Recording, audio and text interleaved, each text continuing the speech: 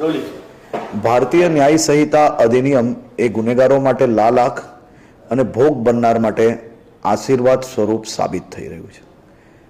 આ નવા કાયદા હેઠળ કોર્ટમાં ઝડપથી કેસ ચલાવવામાં સફળતા પ્રાપ્ત થઈ રહી છે.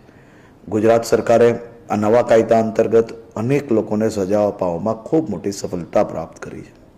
ત્યારે સુરત જિલ્લાના કોસંબા વિસ્તારમાં બનેલી ઘટના, એક નાની દીકરી પર જે રેપની ઘટના બની, માત્ર 130 દિવસમાં કોર્ટની અંદર કેસ ચાલીને આજે આ 3 આરોપીને અંતિમ શ્વાસ સુધીની સજા અપાવવામાં સુરત જિલ્લા પોલીસ અને પોક્સો કોર્ટને આ બદલ હું આભાર બી માનું છું.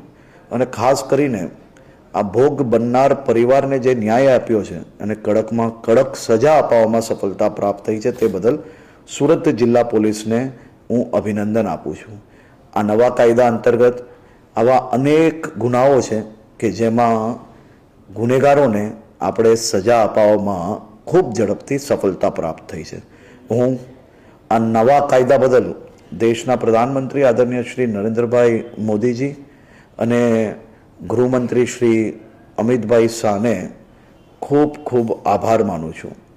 આ જ પ્રકારે આવનારા દિવસોમાં અનેક ગુનાઓમાં આ ગુનેગારોને સજા અપાવવા માટે ગુજરાત સરકાર રાત દિવસ એક કરીને કામગીરી કરી રહી છે અને એક દીકરીઓને ન્યાય અપાવીને જ જપશે.